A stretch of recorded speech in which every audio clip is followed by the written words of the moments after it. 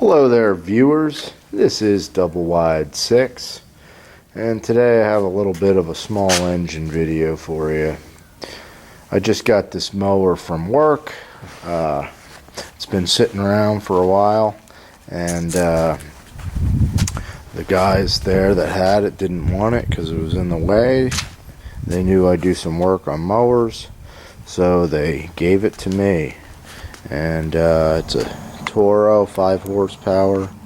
I believe it's a Briggs & Stratton engine, and it's a recycler, no bag. And this thing, I don't know, is probably 15-20 years old. We'll take a look at that. It hasn't been run in at least 8 years, because that's how long I've been working there, and it's been sitting in the back, never being used. So I know it ran before, and we're gonna basically show you what you need to do when you have a mower that's been stored away for a while if you want to get it running again. So we'll take you through the process. So the first thing I did is I picked up the mower. I got it up here on some garbage cans on a little board just so it's easier to work on.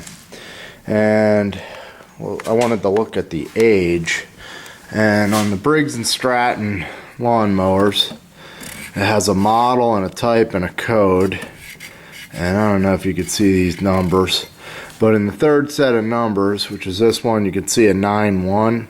It's telling me it's a 1991 lawnmower, so that makes it 21 years old. Underneath here is the air filter. That's going to be the first thing that we take a look at. We're also going to check the oil and the gas on this thing as well. So here's the oil. We can pull this up. I can clearly see that there's oil in there, so that's a good sign. It looks pretty clean for sitting so long.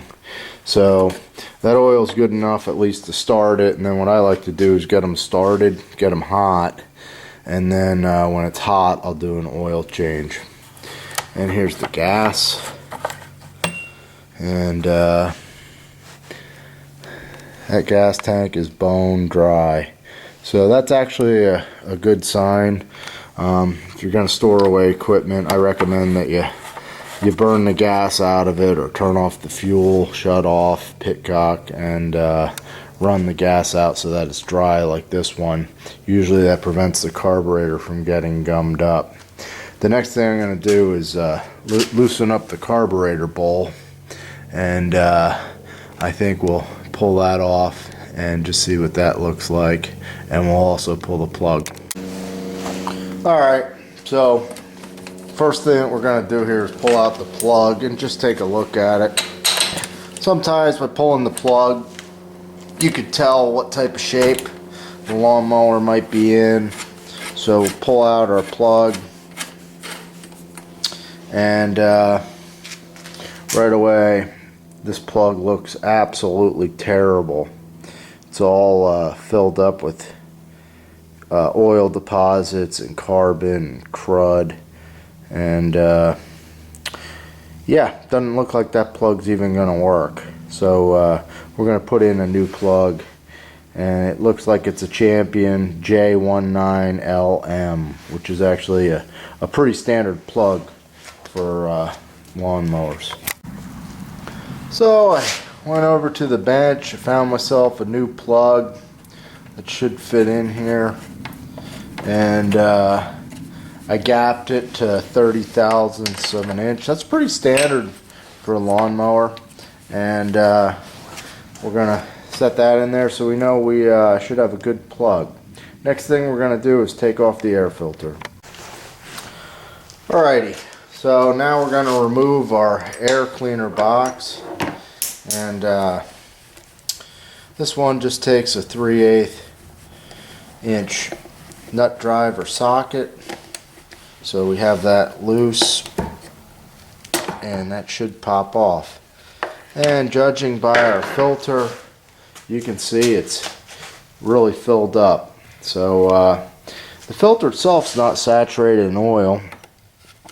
So what I'm actually going to do is blow this thing out, and we'll try and get it pretty good looking. You can see it's really filled up. So I'm going to use an air compressor for that. So we blew out the air filter using the air compressor, and you can see it's actually in pretty good shape. There's a little bit of dirt stains on it from dust, but it's cleaned out pretty nice. So this is reusable. Now we're going to take out the other 3/8, I believe, bolts holding on the carburetor. So we're going to remove these 3 bolts in here. And I'll just pull those out quick. So I removed the 3 bolts. There's one here, and this one on the upper right is smaller than the other 2. That's a little different than a lot of the Briggs & Stratton carburetors that I'm used to taking apart. So the next thing that we should be able to do is remove our air cleaner assembly. And you could just see the carburetor behind there, and has a gasket on the edge, and it's looking pretty dirty. So since this mower hasn't been running in about 10 years, I'm going to give this thing a full carburetor cleaning. So on the bottom of the carburetor there's a 1/2 inch nut. And this is your main jet, and I'm just loosening up this bolt. We're going to pull it out, and once I get it out I'll be able to show you what the bowl looks like and the main jet.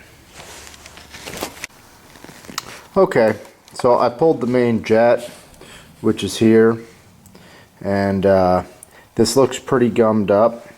And if you look at the carburetor, I don't know how well you can see in the sunlight here, but it is all gummed up with some nasty, skanky looking stuff in there.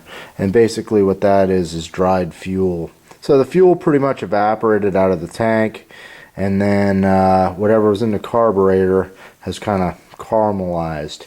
So I'm going to pull the whole entire carburetor on this mower, and it's going to need a complete cleaning.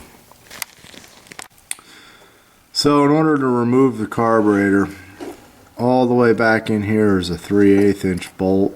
It's kind of hard to see, and there's another one on the other side all the way back in here. So I'm just going to get some extension ratchets and just try and get in there. Those 2 bolts should allow me to remove the carburetor. So this mower is a pretty good example of why, when you're done using a lawnmower for the season, you should drain the gas out of it. Okay, what you can do is use like a turkey baster and pull the gas out of here, or you can run the mower until it runs out of gas, and that'll burn up all the gas inside the carburetor, because that's basically what's gummed up. You have a better chance of the mower being able to start if you get that gas taken care of. Alright, so I've loosened up the mounting bolts on the carburetor, and now I'm releasing the clamp that holds on the fuel tube, and I'm just going to take a little screwdriver and try and remove the fuel tube. Remember, there's no fuel in my fuel tank, so I don't have to worry about it dripping. If you're worried about it dripping, you can always clamp off your fuel line right here and remove it from the carburetor itself. So now that the carburetor is almost free, there's 2 little things I wanted to point out. Basically, on the carburetor where this butterfly valve is, there's a little spring up top, and it's going to connect right here to this plastic. And that little spring, I don't know if you could see it, but the tip of this small screwdriver is touching it. So that little spring is going to go on the last hole on this plastic piece. Alright, and this linkage back here, you have to tilt the carburetor to the right to get it out. So I should be able to take the carburetor and gradually kind of tilt it to the right and get it to pop off like that. And that's how you remove the carburetor from the mower. So right here is a quick look at the entire carburetor. You can see it's all gummed up. So I got to charge my camera, and what I'm going to do is take the carburetor, and I'm just going to clean the outside of it with an old paintbrush and some gas just to clean it up before I do a thorough cleaning. Alright, So I poured some old gas in this container, and I'm just taking an old paintbrush and just knocking off the dirt. This is all it takes, and this is a good use of old gas. So when you drain out your gas tanks from whatever you're working on, you can collect that gas. Works pretty good if you spill a little oil on your floor, or for cleaning dirt off, like in your parts cleaner, this type of stuff. It gets most of the debris right off. So you can see that already looks pretty good. And we have a Walbro carburetor here. So what we're going to do next is clean it out internally. And I'm also going to brush off the bowl in the gas before we start cleaning the internals. Alright, so I rinsed this thing out with gas, and as you can see there's still a buildup from old gas that's kind of varnished the inside of this carb bowl. Luckily this mower has been stored indoors, so it doesn't have like water or rust damage. It's actually in nice shape. There's nothing wrong with it except it doesn't run. So what I'm using is a drill with a brush on it. This is a very fine soft brush, and it fits right inside the carburetor bowl, and that should loosen up this debris. So we're just going to take our brush and I'm going to push it in the bowl and just tilt it side to side.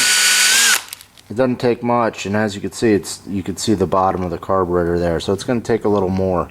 And you could always spray in carb cleaner or brake cleaner to help break that up.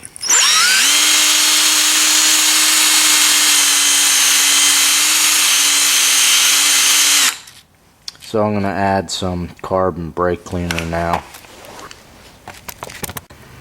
So with a little bit of work and some patience, some light brushing cleans everything right up. The bowl looks real good. It has no rust spots or pitting on the edge. Sometimes if they pit on the edge, air will get in there at your gasket and screw up your mixture. But this bowl looks pretty good, so we're just going to hand clean it at this point. So at this point what I'm going to do is remove the float, the seat, and all the good stuff inside the carburetor. So I'm just taking a pliers, pulling out the hinge pin here. This is your float. You want to make sure that there's no leaks in that. This one is plastic, so that's nice. And this is your needle. We want to make sure our needle is nice and clean and there's no corrosion on the tip. And we're going to pull the gasket off of here, which is running around the outside. And I'm going to actually put this one in an ultrasonic cleaner because it's pretty dirty. And we'll probably run a wire through the main jetway just to make sure that that's clean up in there, which I'll show you later. So at this point I'm just going to drop these in the ultrasonic cleaner. If you're not familiar with an ultrasonic cleaner, I have a couple videos on how to use an ultrasonic cleaner and how it works with carburetors. There's one thing I forgot to mention. This is your idle set screw. You can leave this alone. This screw here is going to set your speed control, like how many RPMs the engine runs, and it's going to adjust your air and fuel mixture. So what you want to do is turn this screw all the way in till it seats. Alright, I counted as I turned it and it went in 1.5 turns. So when I'm all done, I'm going to put the screw back in till it seats, and then I'll back it out 1.5 turns. So just taking a screwdriver here and back that guy out.